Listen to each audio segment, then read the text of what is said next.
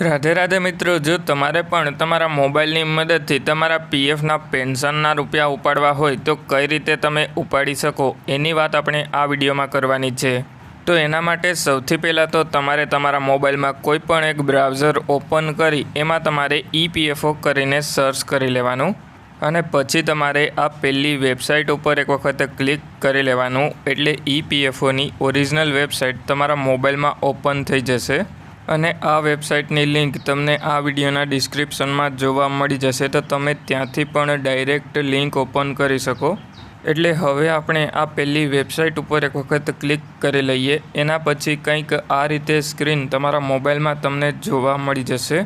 એના પછી તમને online claims member account transfer કરીને ઓપ્શન જોવા મળી જશે, એની ઉપર એક વખત ક્લિક કરી લેવાનું। જેવા ક્લિક કરો એના પછી કંઈક આ રીતેની સ્ક્રીન તમારા મોબાઈલમાં જોવા મળી જશે।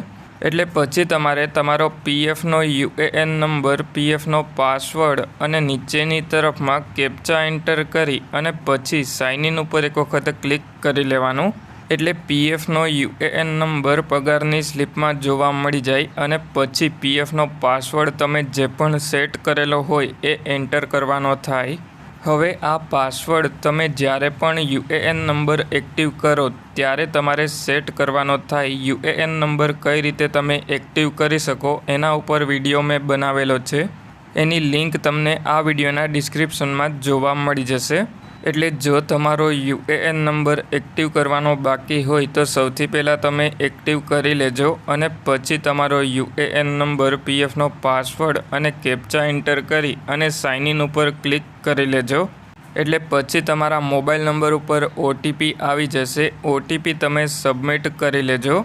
એટલે પીએફના પેન્શનના રૂપિયા ઉપાડવા માટે સૌથી પહેલાં તો આપણી KYC અપડેટ હોવી જોઈએ। એના માટે તમારે મેનેજ ઉપર એક વખત ક્લિક કરી લેવાનું અને ત્યાંથી તમને KYCનો ઓપ્શન જોવા મળી જશે અને KYCમાં તમારી બધી જ KYC અપ્રૂવ હોવી જોઈએ। એના પછી તમે એક્ઝિટ ડેટ અપડેટ કરેલી છે કે નહીં એ જોઈ લેવાનું, કારણ કે પીએફના પેન્શનના રૂપિયા ઉપાડવા માટે એક્ઝિટ ડેટ અપડેટ કરવી પડે। એના પછી તમારે જૂની કંપનીનું જો પીએફ ટ્રાન્સફર કરેલું ના હોય તો સૌથી પહેલાં તો તમારે ટ્રાન્સફર કરી લેવાનું। એટલે કે જૂની બધી જ કંપનીનું પીએફ લાસ્ટમાં જે કંપનીમાં તમે કામ કરેલું હોય એ કંપનીમાં તમારે ટ્રાન્સફર કરી લેવાનું। એટલે આ બધા વિડીયોના લિંક પણ તમને વિડીયોના ડિસ્ક્રિપ્શનમાં મળી જશે, તો તમારે કોઈ પણ પ્રોસેસ કરવાની બાકી હોય તો એ પ્રોસેસ તમે વિડીયો જોઈને કરી લેજો। એટલા માટે હવે પીએફના પેન્શનના રૂપિયા ઉપાડવા માટે ઓનલાઈન સર્વિસીસમાં ક્લેમવાળો ઓપ્શન સિલેક્ટ કરી અને પછી જે પણ બેંકની KYC કરેલી હોય એ બેંક એકાઉન્ટ નંબર એન્ટર કરી લેવાનો અને પછી વેરીફાઈ ઉપર ક્લિક કરી લેવાનું અને પછી યસ ઉપર ક્લિક કરી લેવાનું અને પછી તમારે નીચેની તરફમાં પ્રોસીડ ફોર ઓનલાઈન ક્લેમ ઉપર ક્લિક કરી લેવાનું।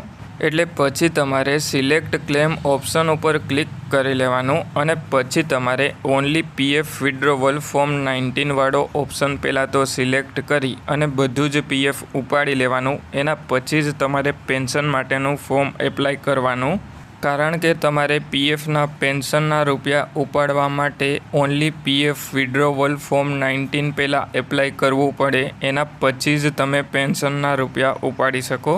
એટલે હવે આપણે પીએફના પેન્શનના રૂપિયા ઉપાડવા માટે only pension withdrawal form 10C select કરી લીધું। એના પછી તમારે એડ્રેસ એન્ટર કરી લેવાનું અને એડ્રેસમાં તમારે આધાર કાર્ડમાંથી જોઈને એડ્રેસ એન્ટર કરી લેવાનું અને પછી નીચેની તરફમાં આ બોક્સ ઉપર ક્લિક કરી અને ગેટ આધાર OTP ઉપર ક્લિક કરી લેવાનું।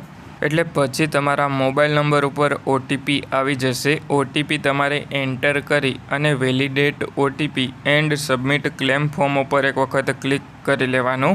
એટલે હવે આપણા મોબાઈલ નંબર ઉપર OTP આવી ગયો, OTP આપણે એન્ટર કરી અને validate OTP and submit claim form ઉપર ક્લિક કરી લઈએ એટલે આપણો ક્લેમ પોર્ટલ ઉપર સબમિટ થઈ જાય અને પછી તમે ઓનલાઈન સર્વિસીસમાં ટ્રેક ક્લેમ સ્ટેટસ ઉપર ક્લિક કરી અને તમારો ક્લેમ ટ્રેક પણ કરી શકો।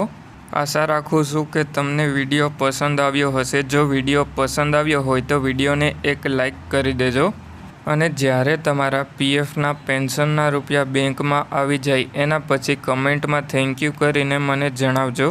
અને જો તમારા મિત્રોનું પીએફ એકાઉન્ટ હોય તો એમને આ વિડીયો શેર કરજો, જેથી કરીને એમને પીએફના પેન્શનના રૂપિયા ઉપાડવા હોય તો આ વિડીયો જોઈ અને એ લોકો પણ પીએફના પેન્શનના રૂપિયા ઉપાડી લે.